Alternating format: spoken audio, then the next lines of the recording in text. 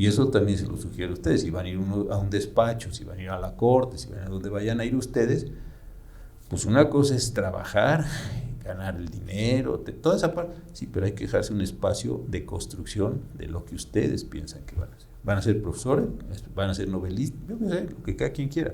Pero ese es un espacio adicional. Esto es Digesto.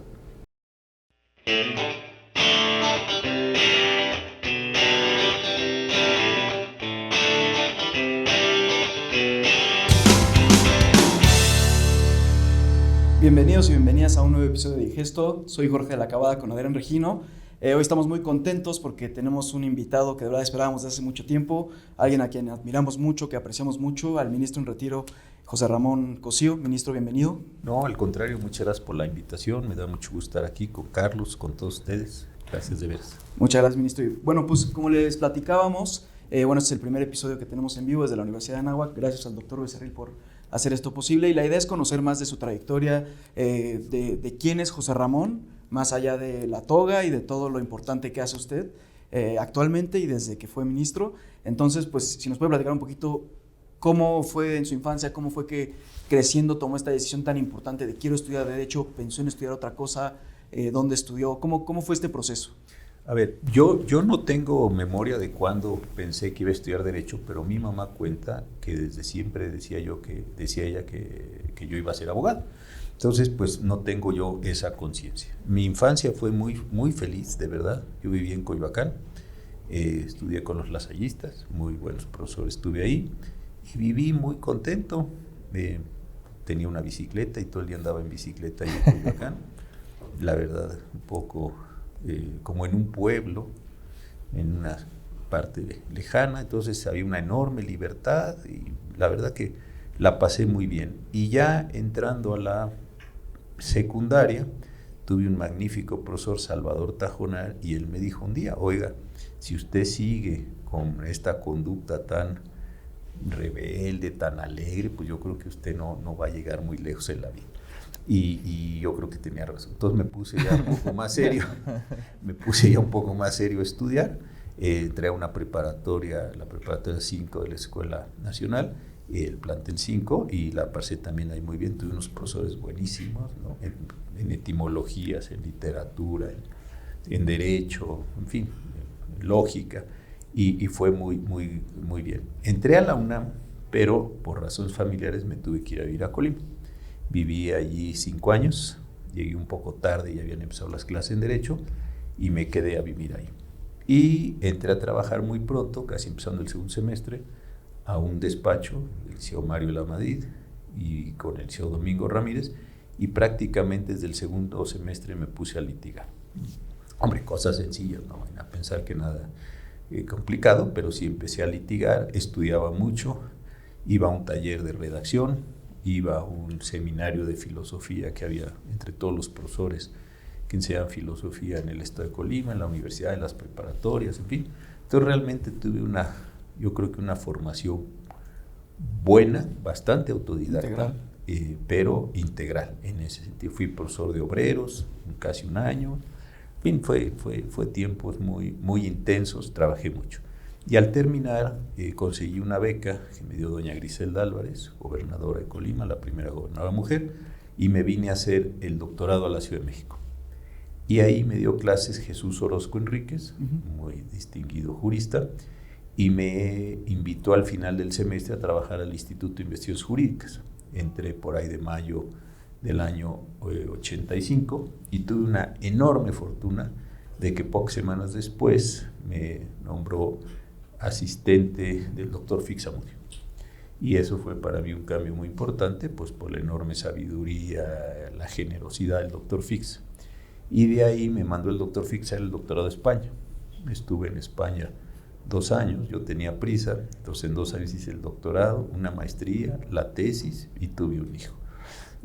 Como ven, todo era acelerado. Entonces, todo, regresé con libro, tesis, hijo, todo. Y poco después, el propio maestro Fix me mandó a trabajar a la Suprema Corte con el doctor Carpizo, con don Jorge Carpizo. Estuve con él casi un año, hasta que se fue a la Comisión de Derechos Humanos. Yo todavía lo acompañé 3 meses y regresé a la Suprema Corte a trabajar con don Ulises Schmidt. Yo con él había trabajado pues desde hace 1 año y medio antes en las lecturas de Kelsen. Don Ulises era y es un gran conocedor de Kelsen, entonces me impuso un programa de lecturas. Leí durante 1 año y medio, casi 2 años, 4 horas diarias todo lo que había que leer de Kelsen. Ustedes pregúntenme y casi todo lo leí con don Ulises. Entonces eso fue una formación buenísima. Y luego de eso, en enero del 91 hicieron presidente de la Suprema Corte a don Ulises y me invitó como su jefe de asesores. Tuve 4 años con él y al terminar me fui 9 años de director del Departamento de Derecho Militar, de escuela a la que yo ya llevaba varios años dando clases gracias a una invitación de Víctor Blanco, que entonces era el director. Cuando terminé, bueno, los 9 años, me fui ministro de la Corte, estuve ahí 15 años y ahora estoy como profesor en el Colegio de México, escribiendo, dando charlas como ustedes, participando en el seminario de Historia del Derecho que lleva aquí don Carlos, en fin, haciendo bastantes cosas. Y a eso básicamente se reduce mi vida profesional. Pues sí, muy reducido, un gran resumen, ¿no? Un resumen de todo lo que ha hecho.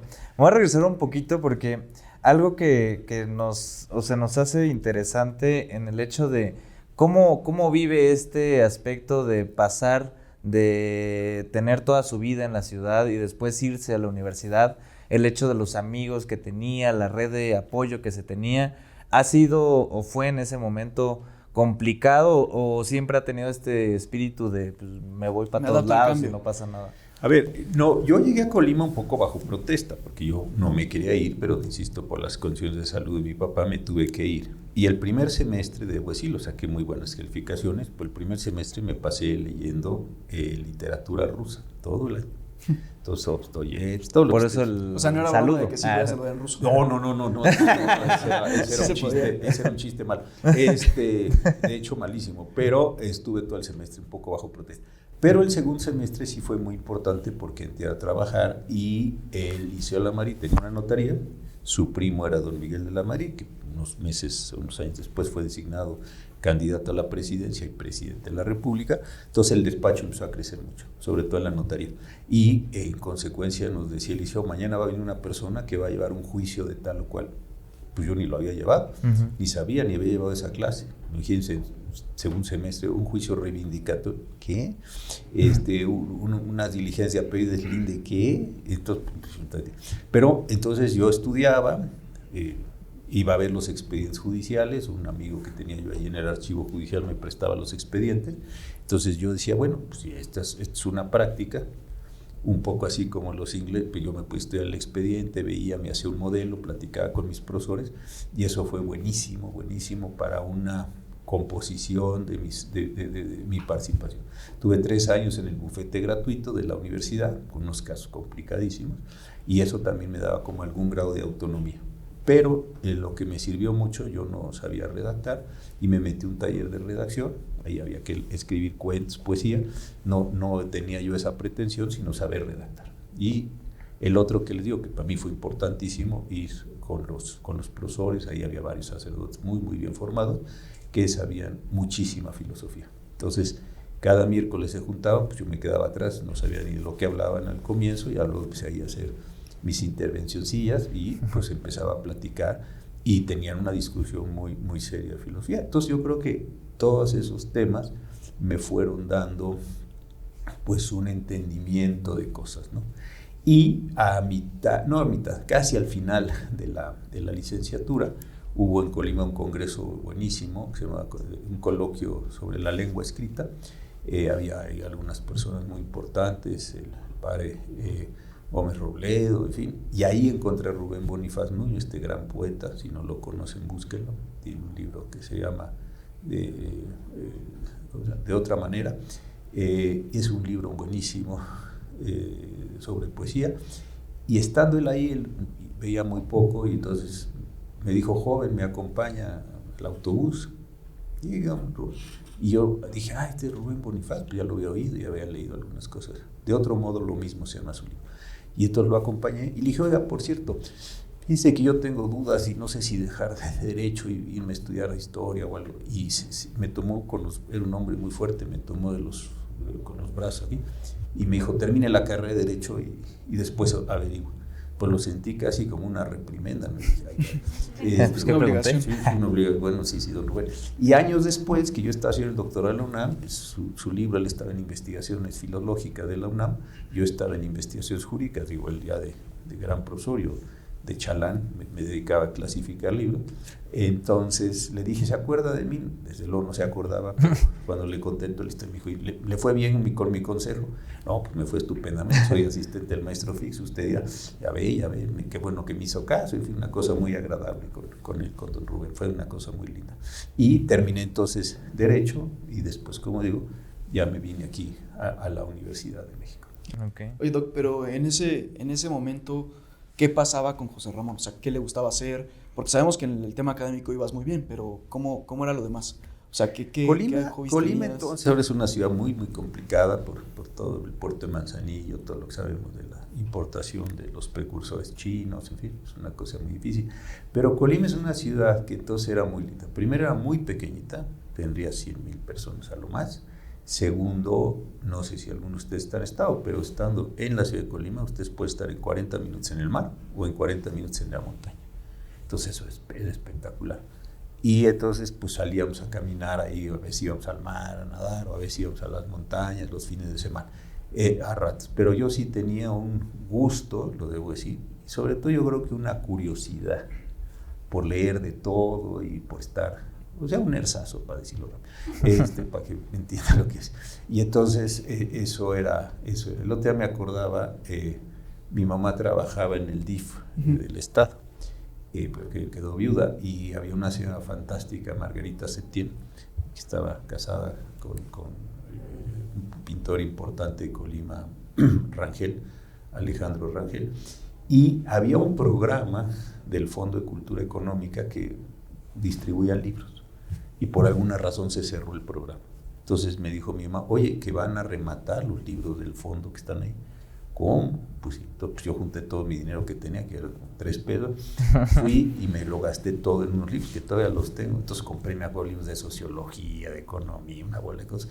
Y yo pues me ponía a leer. Y la verdad es que eso después pienso que fue altamente formativo. Leí algunos libros, todavía los tengo, historia del pensamiento económico, cosas de sociología, en fin, yo leía como todo y trataba de comprender, y yo creo que esa curiosidad, ese gusto por las cosas, pues sí me dio algún interés. Aprendí francés allí, porque se abrió la Alianza Francesa, entonces me metí a unas clases de francés con unos profesores muy divertidos y muy buenos. Entonces trataba como de ocupar todo mi día, pues en el despacho, en la escuela, estudiando, y realmente fueron años muy, ahora que lo veo a la distancia, muy formativos. Uh-huh. Y en este aspecto de su primer trabajo, como dice, al final del día le ponían un asunto y decía, ¿de qué se trata todo esto, no? Creo que en este aspecto, algo que le pueda dar o pueda recordar con relación a esos momentos, ¿desde ahí ya sabía hacia dónde iba el rumbo de su vida o simplemente fue algo que como consecuencia de la propia vida se lo fue llevando?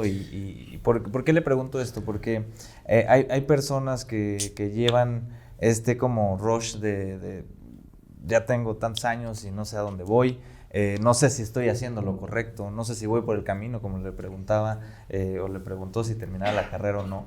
Entonces, en ese inter de que ya estaba trabajando, ya estaba en la carrera, ¿tenía hacia dónde iba? Sí, yo quería ser civilista. Yo lo que más había estudiado y practicado era civil. Me compré los libros importantes, ¿no? Los tomazos, no todos los grandes, porque no me alcanza el dinero, pero sí los tomos de Cajica, de Planiol, por ejemplo. Y en la biblioteca estaba el Enexerus, en fin, estaban las cosas, digamos, los libros importantes. Entonces ahí le dedicaba mucho tiempo y al estudio. Entonces yo quería ser civilista, y de hecho por eso empecé a estudiar francés. Yo quería ir a Montpellier a estudiar francés.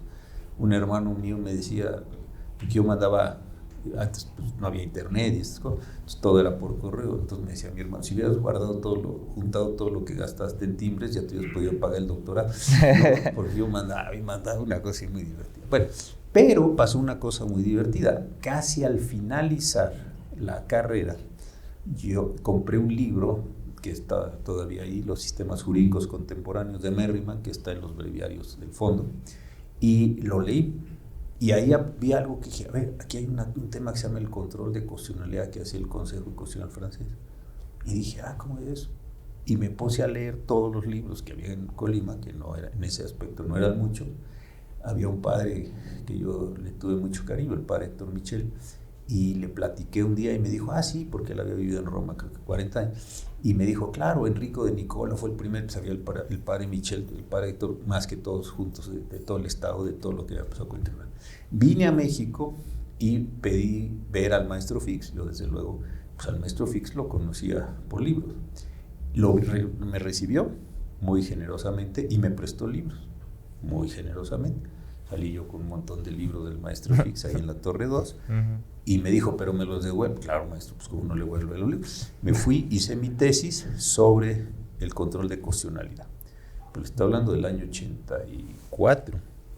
Bueno, regresé a México. Cuando vine a hacer el doctorado, yo no sabía si quería ser civil o constitucional. Sí medio quería ser profesor, eso sí, o académico, pues. Y entonces tomaba clases de las clases de constitucional, pero iba a tomar clases de derecho romano con Marta Morinó, y la clase de historia del derecho también iba. Entonces trataba con el profesor López Monroy. Entonces yo trataba de decir, pues no sé si voy a ser civilista o voy a ser constitucionalista. Y cuando se dio la oportunidad de ir a hacer el doctorado de España, el maestro Fix me dijo, va usted a hacer el doctorado en constitucional. Bueno, yo creo que ni pude elegir el lugar. El maestro Fix mandaba mucho, mandaba muy bien, porque no se daba uno cuenta lo mucho que mandaba, eso era muy agradable. Nada más le decía así, hacía uno así, y decía, sí, José Ramoncito. Bueno, uno pues ya entendía que había que hacer, y era muy generoso conmigo, era muy generoso.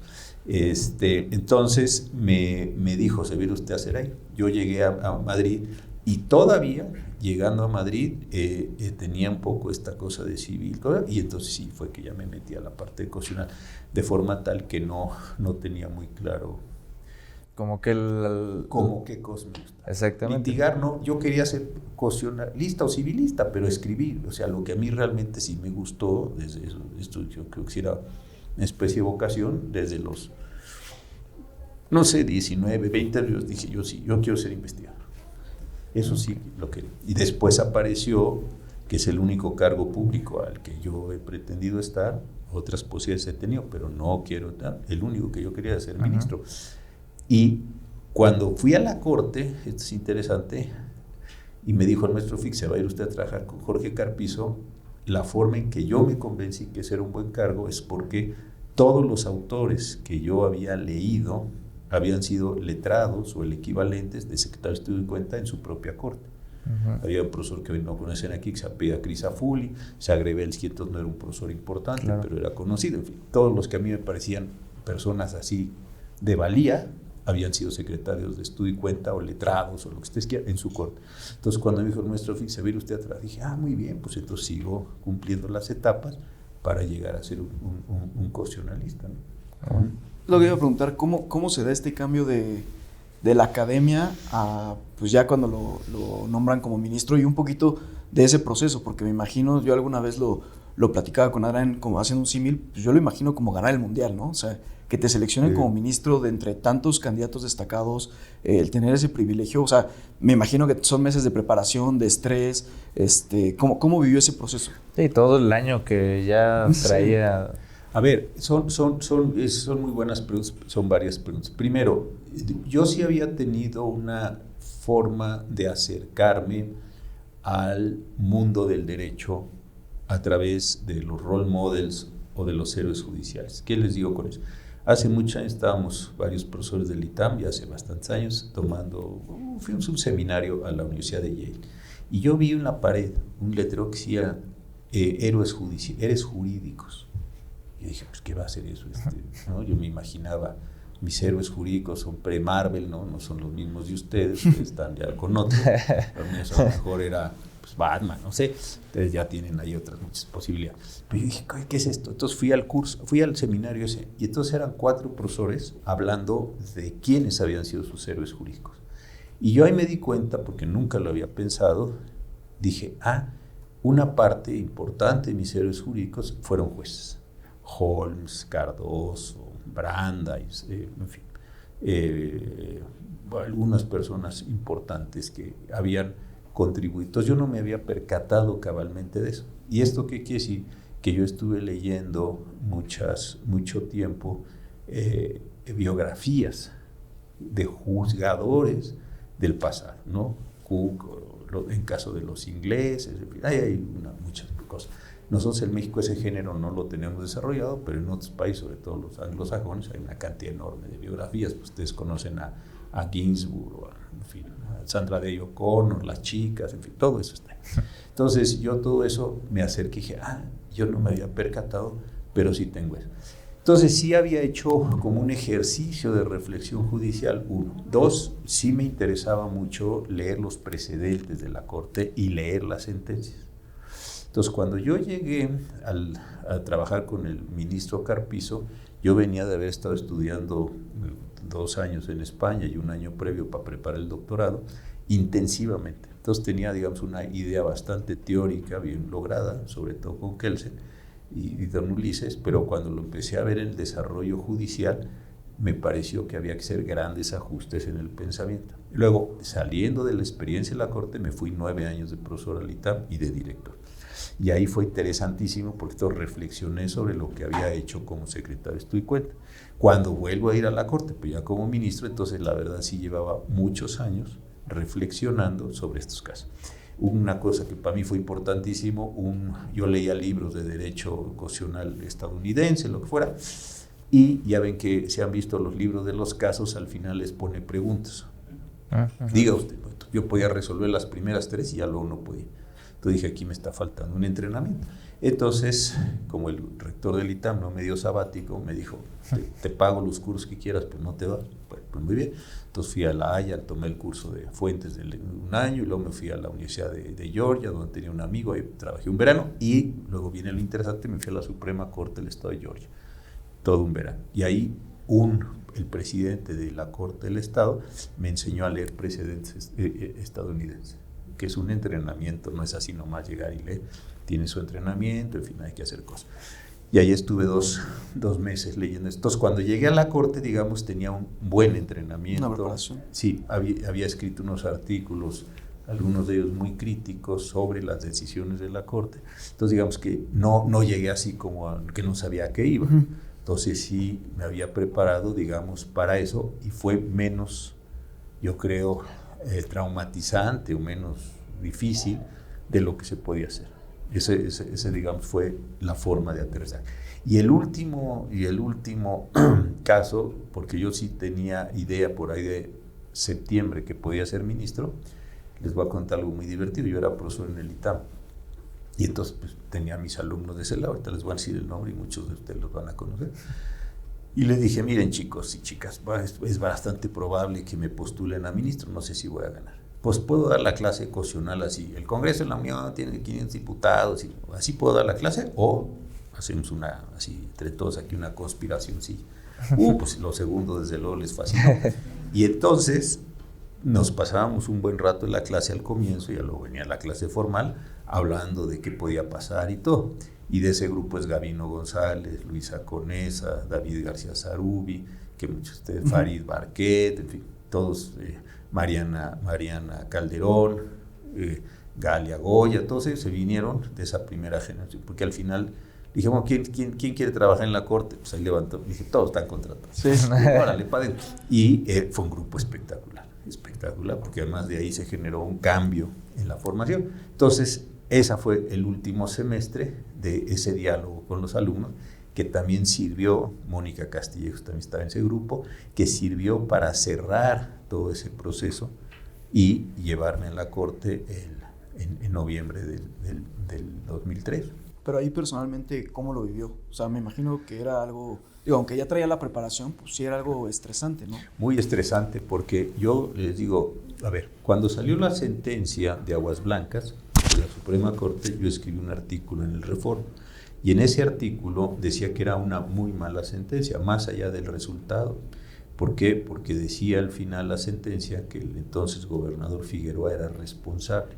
Si uno leía la decisión, uno no se enteraba de leer la decisión porque era responsable Figueroa.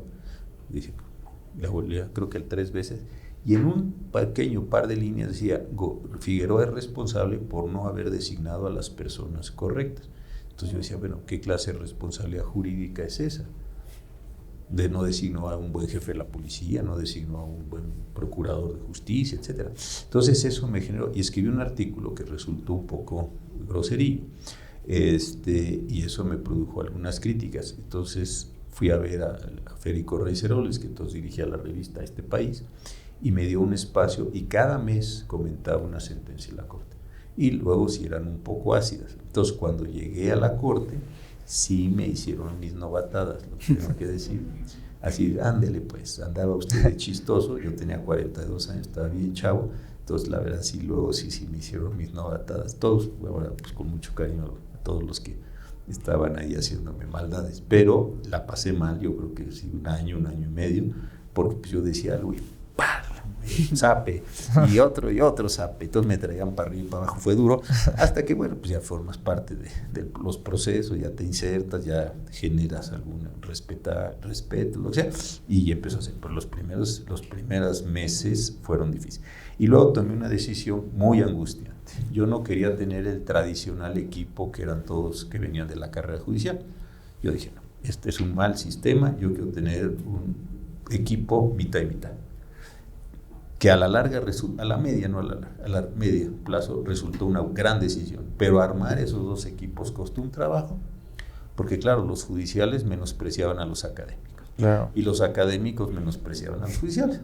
Entonces estaba, por ejemplo, Juan Carlos Roa, que está en el Tribunal Fiscal, es un gran conocedor, Francisca Poc, seguramente la han leído, Roberto Lara, Raúl Mejía, Lorena Goslinga, estos eran, digamos, los académicos, venían con doctorados de fuera, y los de dentro, pues eran personas muy buenas, ¿no? Pero venían de adentro. Entonces, cuando unos hablaban de una cosa, los otros no las entendían, y todos eran unas rivalidades ahí. Entonces fue todo un trabajo de lograr que se incorpora.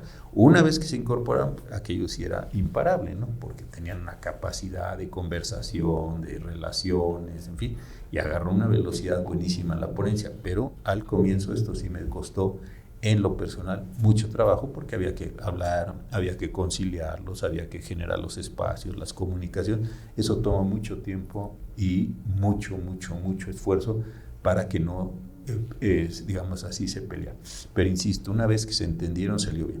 Y luego, algo que es importante, yo creo que desde el ministro Azuela, luego el ministro Ortiz Mayo y el ministro Silva nos dieron un dinero para que los mandáramos a formarse fuera.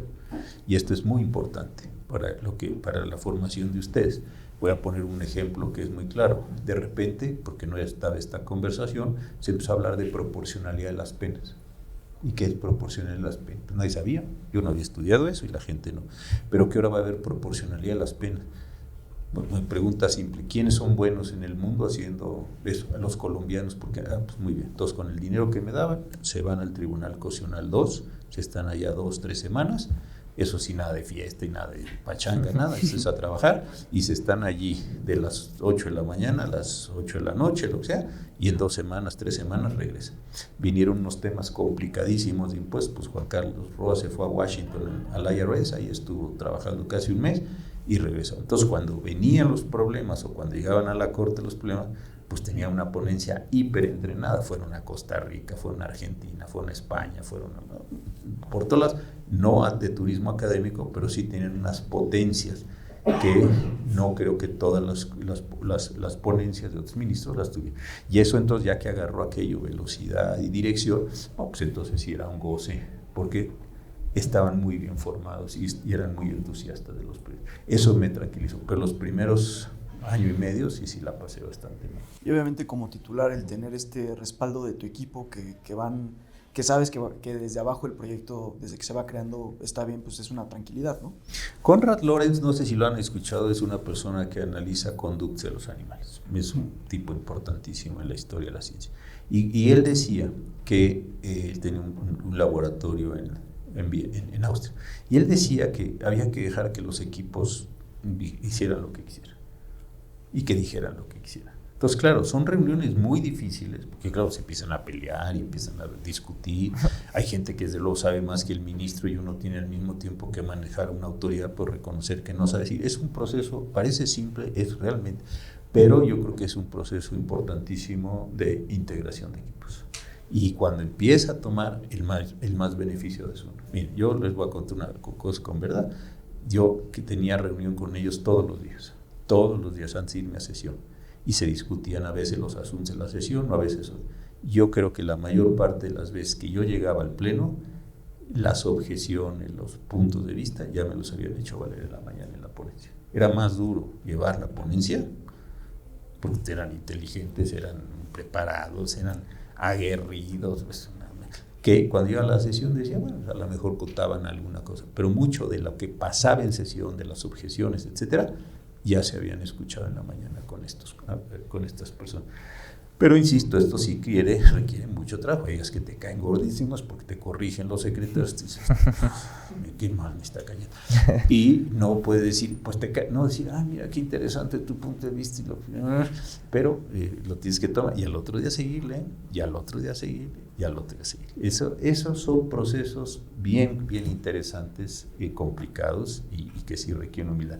Y algo que después fue interesante también para la formación es que desde casi al comienzo empezamos a usar inicialmente solo nosotros y después se extendió a otras ponencias, no a todas, información científica. Porque claro, nosotros no sabíamos muchas cosas. Si yo les pregunto a ustedes cosas básicas de ciencia, bueno, pues a lo mejor se echan aquí un buen cuento. Pero si ya les empiezo a preguntar cosas más sofisticadas, voy a decir, oiga, pues eso yo no soy químico, yo no soy físico, yo no soy médico, eso yo ya no le puedo entrar. Entonces, el tema central de esto es que empezamos a ocupar científicos, pedirles a los científicos que nos dieran información científica y reflejar esa información científica en los asuntos. Entonces, primer caso es VIH, que es importante. Perdón, ¿en esa época fue cuando se creó la Unidad General de Conocimiento Científico de la Corte? No, esto es ahora con la ministra Piña. Pero en esa época, les cuento, el primer caso fue un caso de militares que tenían VIH-Sida. Entonces decía la Ley de Seguridad Social de las Fuerzas Armadas que las personas que estuvieran en una condición de seropositividad se les daba de baja y no se les pagaban, digamos, todos los apoyos sociales y médicos. Cero. Claro, cuando se hizo la ley, pues el mejor conocimiento que tenían era seropositividad. Ya distinguir entre las diversas posibilidades era otra cosa. Entonces pedimos un peritaje a la Academia Mexicana de Ciencias, la Academia nos distinguió, esto es VIH, esto es SIDA, esto es habilitante, esto es inhabilitante, todo el tema, y con eso lo presentamos en un caso, y eso me parece que fue muy importante para declarar la invalidez de la Ley de Seguridad Social. Atrás de eso hubo casos de medio ambiente, etcétera, pero también cómo acercarnos al caso. Les pongo uno, intencionadamente voy a tratar un tema delicado. ¿Qué función hace la píldora el día siguiente? La píldora del día siguiente impide que el óvulo y el espermatozoide se unan, impide que se implante en el endometrio y provoca que ya implantado se despegue.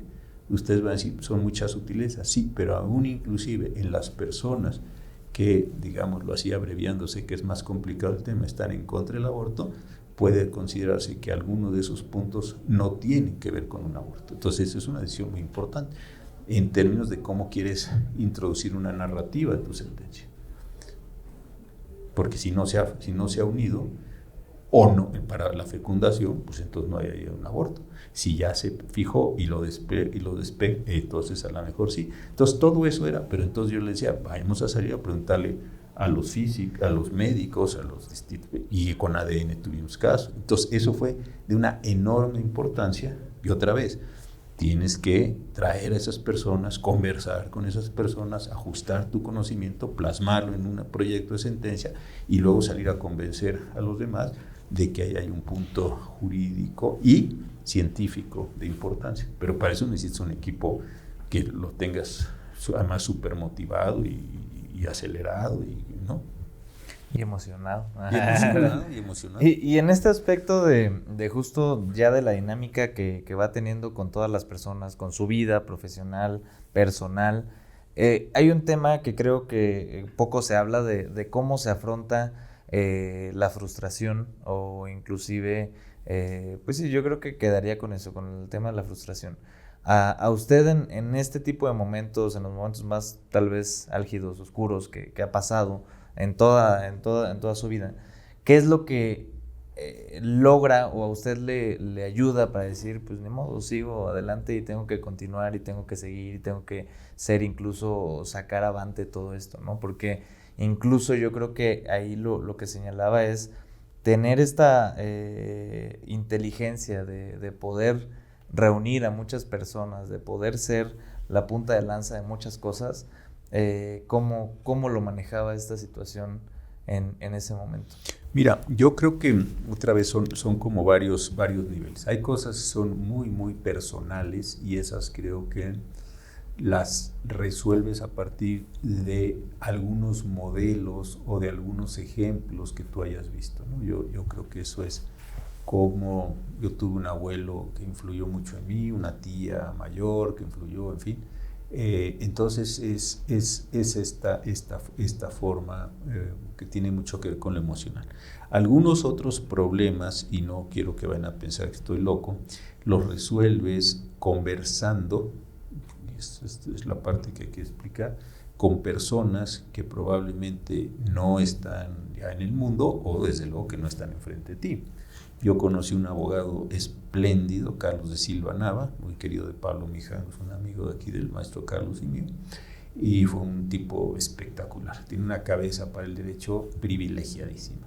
Entonces yo de repente cuando tenía algún momento complejo, diría, bueno, ¿cómo hubiera resuelto esto don Carlos? ¿Cómo se hubiera planteado esto don Carlos? O en otros temas con el ministro Schmil, en temas académicos, o en otros temas con el maestro Fixamur. Entonces yo creo que son asuntos complicados. Desde luego en la Corte hay asuntos que tienen una enorme dificultad de resolver, no solo técnicamente, que la tienen, porque las lesiones no son blanco y negro, hoy es una cosa y dices, pues qué buena solución, hoy la otra dices, qué buena solución. Pues sí, pero las dos soluciones no se pueden sostener al mismo tiempo, o es una o es otra. Entonces decir, híjole, entonces a ver, si hago, si no hago, si hago, si no hago, si hago, si no hago. No sé si han visto Anatomía de una caída, una película que ahora se está exhibiendo, es muy buena película. Hombre, no es eso, porque la señora no es juez ni nada de eso, pero vean la película, ahí pueden encontrar esto que estoy diciendo. Si digo esto o acepto esto, es esto. Si acepto esto, la resolución se va. Son momentos muy complicados y hay que decirlo. Porque claro, una cosa es tener un equipo muy importante y otra cosa es que la decisión es de uno. Sí, claro. Pues y la responsabilidad. Y la responsabilidad. Todos los oís ahora y bueno, ya los escuché, ¿verdad? Bueno, ¿y cómo vas a votar? Pues si es por a mí. Ya los oí a todos, ¿verdad? Ya, bueno, ya dijeron lo que alguien más tiene que decir. No, bueno, adiós, nos vemos mañana. ¿Y cómo vas a votar? Ya, cuando votaré. Ya verán. Entonces, es el caso. Pero una solución o una posibilidad es tener estas personas, insisto, ni es metafísico, nada, sino simplemente decir, a ver, si yo estuviera aquí, don Carlos, o el maestro Fix, por ejemplo, ¿cómo le plantearía, qué ángulo? Y entonces ya con el entrenamiento, con esta condición empática, dice uno, aquí hay un tema que es el caso. Y en otras muchas decisiones de vida, pues uno platica con otras personas o desde la propia experiencia en ese sentido. Pero sí, hay que decirlo, estas personas que plantean su vida profesional y desde luego la vida personal como un ascenso así infinito hacia el espacio, ¿no? Eso es falsísimo. Hay momentos complicados, hay momentos de enorme frustración, hay momentos donde quieres hacer una cosa y no sale, donde lo que hiciste sale peor que lo que... Es decir, hay enormes cantidades de cosas. Yo creo que a mí algo que me salvó es tener como esta vertiente de profesor, esta vertiente de investigador. porque yo con el ministro Schmil trabajaba muchísimo, era jefe de asesores y tenía como 7 funciones ahí adentro. Entonces yo llegaba temprano, trabajaba toda la mañana y luego comía en el escritorio y a esa hora trabajaba mis cosas académicas. Ya luego regresaba el ministro Schmil de su reunión y entonces trabajaba hasta cierta hora de la hora. Pero yo sí me daba un tiempo diario de 2, 3 horas a la hora de la comida. Pues sí, este es mi tiempo, porque este puesto se va a acabar. Este puesto se va a acabar. Era coordinador de asesores, tenía 30 años, era súper joven, me dio un montón de facultades, todo eso era muy halagüeño y halagador. Pero dije, sí, pero el día que acabe Don Ulises de presidente de la Corte, yo acabo. Y yo que sigo. Entonces, yo fui el ex coordinador de asesores del oiga, pues qué pésima cosa. La vida sigue. Y como quiero que siga como profesor. Entonces empecé a escribir ahí otros libros, empecé a hacer cosas. Y lo mismo pasaba con el ITAM. Yo les decía a los alumnos, toda la mañana es de ustedes, ¿eh? De las 8 de la mañana a las 4 de la tarde o a las 3 de la tarde es de ustedes. En la tarde es mía. Y en la tarde es mía porque en la tarde yo escribo. Salvo que se está incendiando algo, si alguien se haya caído de la escalera, una cosa así tremebunda, la tarde es mía. Y yo entonces seguía escribiendo. Y la mañana así, oiga, profesor, quiero platicarle que me cortó mi no, siéntate. La mañana es de ustedes. Y este es mi horario de trabajo y por eso me paga el ITAM. Oiga, nos vamos a tomar una Coca-Cola. Vamos a tomar una Coca-Cola. Lo que ustedes quieran. Pero las tardes sí no. ¿Por qué? Porque otra vez acaba la dirección y bueno, sí, acaba la dirección. ¿Y yo que soy? El no, señor, yo quiero tener un proyecto en la vida y un proyecto en la vida que es mío.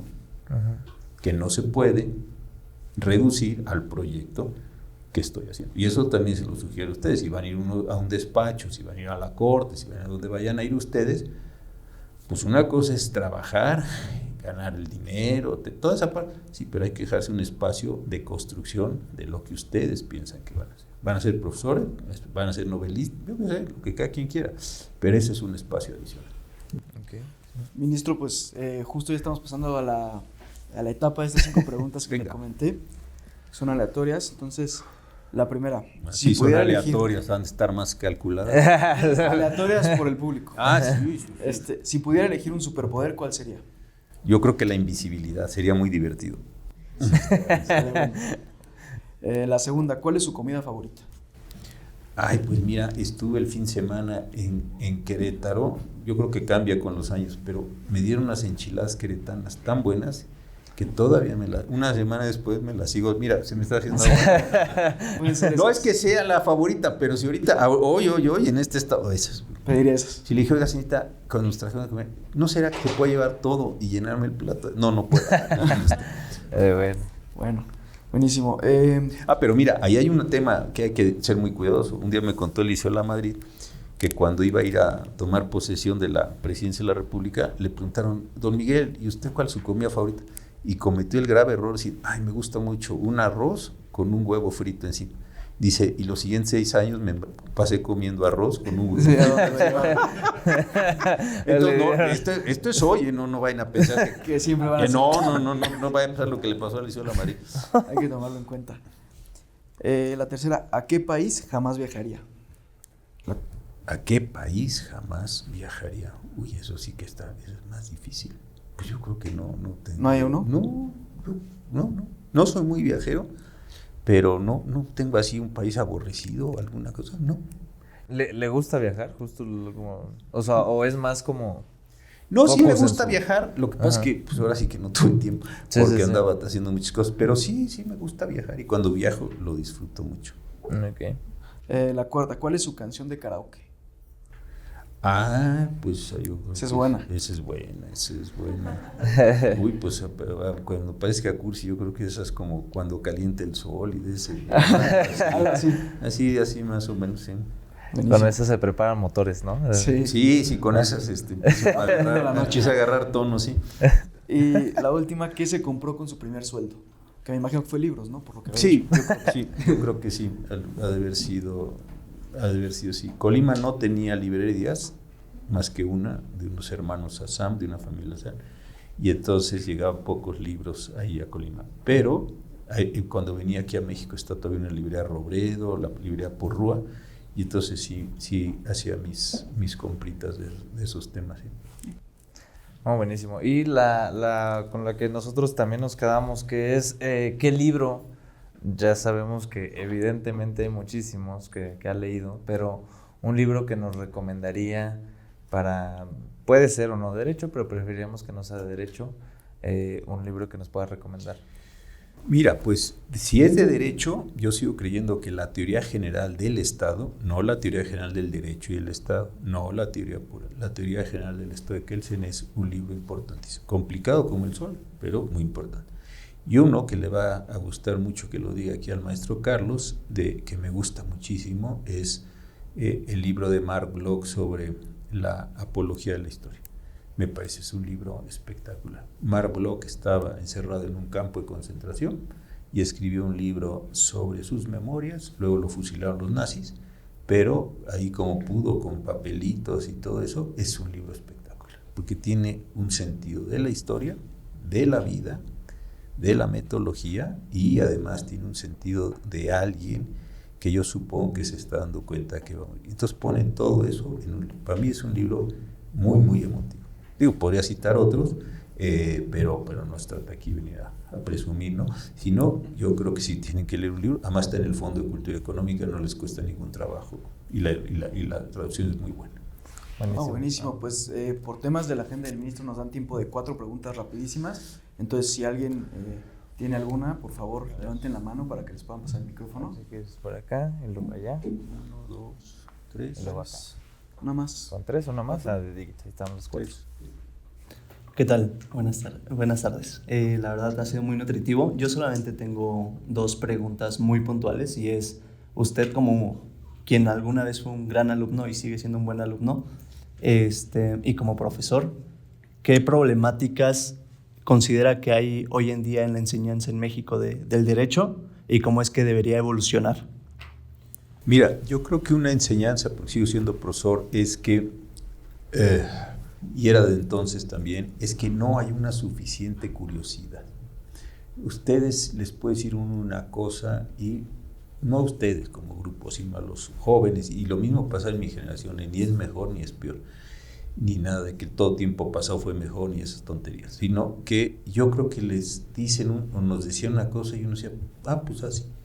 Oye, ¿por qué no pensamos un rato en lo que acaban de decir y por qué no contrastamos lo que acaban de decir? Yo creo que es una falta de curiosidad. E inclusive en abogados formados son unos buenazos, buenísimos en su campo técnico, pero si oiga, ¿y de dónde viene el campo técnico? ¿Y por qué se construye así? No hay un interés generalizado en las cosas. Si yo pudiera darles un consejo, que no estoy para darle consejos a nadie, yo diría, si tienen acceso, pues con este teléfono tienen acceso ilimitado a la información, entonces ahí hay unas posibilidades de una curiosidad de mantener vivo, y decir, bueno, sí, pero ¿por qué? ¿Por qué será eso? ¿De dónde viene? ¿Qué sucede? ¿Por qué viene el otro? Yo creo que es una cuestión, hacerse preguntas le da. Y a mí me ha generado un reflejo que la verdad es muy divertido para mí, que lo que veo lo traduzco en derecho. Entonces, si yo veo una película, digo, eso ¿cómo se regularía? O, ¿qué pasa esto? Entonces, eso para mí me ha ayudado muchísimo. No digo que esté bien ni digo que esté mal, pero me genera como inquietud. O leo una novela y digo, mira, aquí hay una traza jurídica de la novela, o por qué sería esto. Eso a mí me ha servido mucho y creo que es una condición de mejoramiento de las personas. Y ustedes sí tienen una ventaja. Nosotros, yo soy el más viejo de este salón y el único que a lo mejor hizo esto, pero si tenías que encontrar una cosa, tenías que ir a la enciclopedia. Tenías que pararte, tenías que ir, los que teníamos enciclopedia, que tampoco era un asunto muy generalizado, tenías que traer la enciclopedia, abrir, cerrar y volverla a poner. Entonces era latoso. Aquí hoy, busques aquí y sale, tienes una idea y sigues leyendo y sigues leyendo. Si eso se puede internalizar y convertir en un hábito, yo tiene una potencia enorme para ustedes. Y cuando salgan a la vida profesional igual. Buenísimo. Por allá. Hola, ministro, ¿qué tal? Muchas felicidades por el evento. Está padrísimo. Nosotros venimos de la Universidad Intercontinental y es un honor escucharlo y muchas felicidades a quienes están organizando todo esto. Ministro, a mí me gustaría preguntarle porque pues estamos teniendo mucho contacto en nuestra universidad con gente de primer semestre y hay una pregunta que sale de ahí, es si la ley siempre tiene la razón. Entonces me gustaría saber su respuesta. No, yo creo que son distintas cosas. Primero, las leyes pueden provenir de buenos y de malos legisladores. Segundo, las leyes pueden tener deficiencias técnicas. Tercero, las leyes se construyen como un marco general y esas leyes las utilizan distintos actores para tratar de tener distintos efectos y eventos. Entonces, en ese sentido. Entonces, creo que si lo estamos viendo como elemento de construcción de la ley, yo creo que hay enormes problemas y enormes deficiencias. De eso no hemos hablado, pero también construir buenas leyes, participar, tener conocimientos, eso es importantísimo. Creo que la otra cuestión, y no sé si a eso se refiere con el momento político que vive el país, de que la ley es la ley o no es la ley, yo creo que esas son cosas diferentes. La ley tiene problemas, insisto, en su confección, etcétera, pero sí me parece que hoy nadie puede decir que la ley no tiene una legitimidad democrática. Todos los partidos están, todos los partidos discuten, todos los partidos pueden poner sus posiciones y de hecho las ponen. Pero lo que me parece que no se puede hacer es decir, yo voy a desconocer esa ley porque yo tengo una conciencia o yo tengo un mandato. Mañana, si les interesa el artículo que entregué hace un rato para el país, para el periódico El Universal, así se llama, En el país de las conciencias tranquilas. Y esa es justamente la idea. Oiga, ¿y usted que yo tengo mi conciencia tranquila? Oiga, señor, pues esto no es la terapia, ¿no? Si no es el diván aquí. Oiga, este es un problema de cumplimiento objetivo de las normas jurídicas, no es yo acabo de matar a una persona, sí, yo me siento tranquilo. Pues usted es un psicópata espantérrimo, ¿no? Yo creo que ese es el tema, pero que la ley, como ley, tiene sus problemas, sí tiene sus problemas, pero ese no es el tema. El asunto es, no me gusta, no la acato, sí me gusta, sí la acato. Ese yo creo que es una dimensión distinta. Y ahí sí creo que es un espacio, ustedes son jóvenes, que no podemos permitir, que no podemos ceder a esta condición de a veces sí y a veces no. Señor ministro, muchas gracias por la oportunidad de preguntarle. De todos los casos y asuntos que conoció la Corte, ¿cuál es la sentencia que más satisfacción le dejó a la postre de entregarla? ¿Y cuál la que por cuestiones técnicas, sociales o científicas fue la que menos le convenció en el sentido de cómo terminó resolviéndose? En esta parte que decía que las disyuntivas de si hago esto se va por acá, si hago por allá, ¿qué me pudiera decir? Mira, la más difícil es un caso de un homicidio en Yucatán, de un caso de un matrimonio, muy difícil. Ese fue muy complicado. ¿Por qué? Porque se atrajo desde Yucatán y teníamos que resolver con los elementos que estaban. Ese fue muy complicado porque yo hubiera querido tener más pruebas para resolver, pero la sala me pidió que resolviéramos con lo que tenía sobre culpabilidad e inocencia. Fue un caso complicadísimo. Ese es uno, como difícil. Muy satisfactorio, lo debo decir, fue haber votado en contra de la contradicción tesis 293. ¿Por qué razón? Porque todo el mundo decía que fue una votación 10-1 y fue muy complicada esa votación porque se generaba consenso y yo decía no podemos aceptar restricciones constitucionales para desplazar el sistema interamericano, dado que el nuevo artículo primero tiene esas condiciones. Esa fue la más, digamos, satisfactoria en el sentido de decir, pues yo aquí estoy sosteniéndome en estos casos. Y una que me haya dejado intranquilo, nunca me lo había preguntado, por eso no lo tengo claro, no creo que no me acuerdo, ahorita se lo digo, pero nunca, me había hecho las preguntas anteriores, yo mismo inclusive. Algunos dije, bueno, ¿cuál fue el caso más complejo que tuve? Pues el homicidio aquel de Yucatán. ¿Cuál fue el caso que me sentí? Pues entre otros, pero ese fue muy importante. Uno que me haya dejado insatisfecho, así que yo diga, Pues no lo sé, pero la próxima vez que me inviten, les prometo que lo pienso y se los contesto. Supongo que no será la última vez que me inviten, ¿no? Y si no, pues yo me invito solo y les cuento, y yo les cuento la historia. Pero si no, aquí con maestro Carlos, que vamos a hacer varias cosas pronto juntos en temas de historia del derecho, entonces vengo otro día y le prometo que que lo pienso. Pero sí, seguramente hay una o varias que dije, pudo haber quedado mejor. Listo. Ministro, buena tarde. Tengo 2 preguntas, son respecto a sus opiniones. Derivado de la sentencia 912-2010, que es la de Raya Pacheco, en la cual tiene una participación que es para la historia del derecho mexicano un parteaguas, se establece el control difuso de constitucionalidad. Derivado de ello, bueno, desde mi opinión, en México se empieza a pensar como un país de garantías increíbles, de derechos fundamentales, donde se respeta todo esto. Sin embargo, mi primera pregunta es, ¿cuál es su opinión, derivado de que tenemos todo este avance, pero la prisión preventiva oficiosa en México va en aumento, ¿no? Esa es mi primera pregunta, ¿cuál es su opinión respecto a ello y cómo se contrapone con todos estos avances? Y 2, ¿cuál es su opinión respecto a la intervención del Poder Ejecutivo con el Poder Judicial hoy en día? Debido a que los veo muy de la mano, ¿no? Cosa que no veía antes desde una opinión muy particular. Y me gustaría conocer cuál es su opinión, qué es lo que ve y hacia dónde va México en estos aspectos. Justo de este caso de la 293 se derivó con prisión preventiva oficiosa. Yo creo que de verdad el uso de las restricciones constitucionales es un criterio muy, muy peligroso, porque la única vez que la Constitución utiliza la palabra restricciones en ese sentido está en el artículo 29, y eso quiere decir que suspendiste garantías y derechos, o derecho y garantías. Entonces, yo creo que es una mala decisión. Entonces, primer asunto. Segundo, creo que en la narrativa del presidente sí se ha introducido una confusión enorme, como si lo que la Corte estuviera prohibiendo es la prisión preventiva. Pues no, la Corte lo que está diciendo, y la Corte Interamericana, es que lo que está prohibiendo es la prisión preventiva oficiosa, pero no la justifica.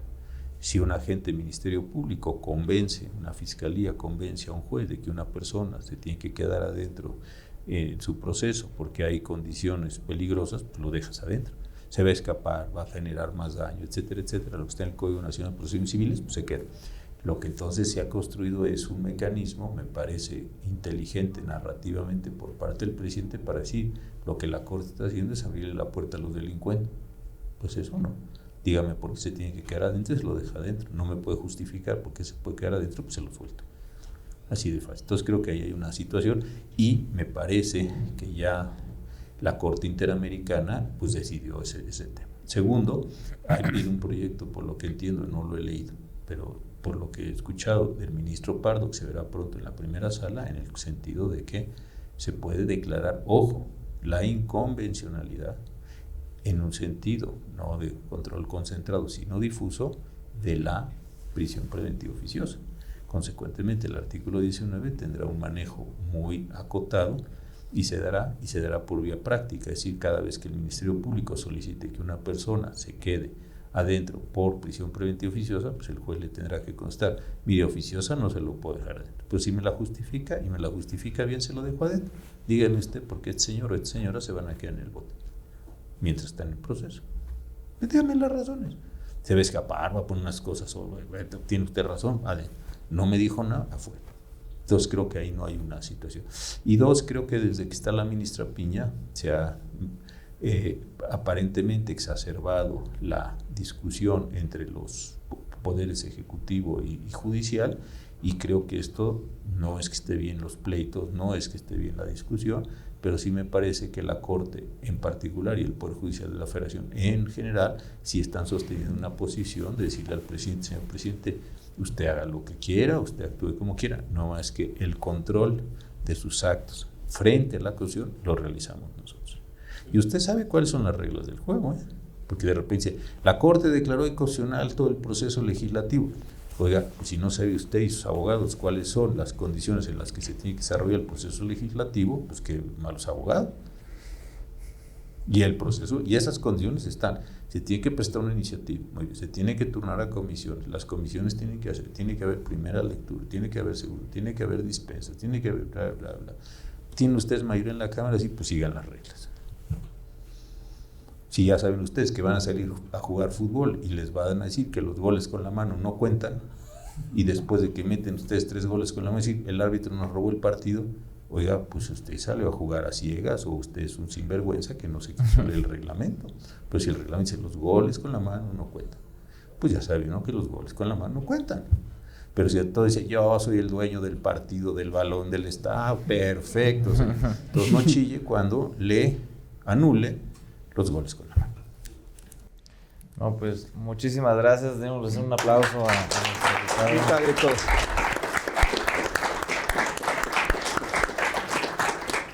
Sí, sin duda, digo, ya para dejarlo y que continúe, de verdad estamos muy agradecidos que haya venido.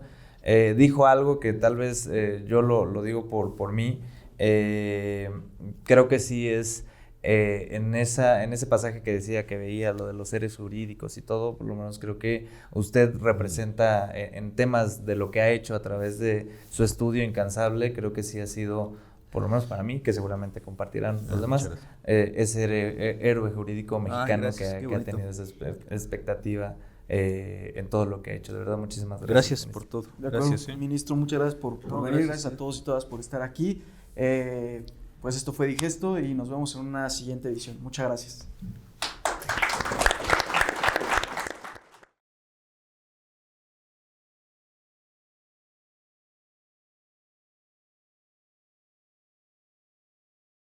Recuerda seguirnos en Digesto. Danos like, comparte y suscríbete.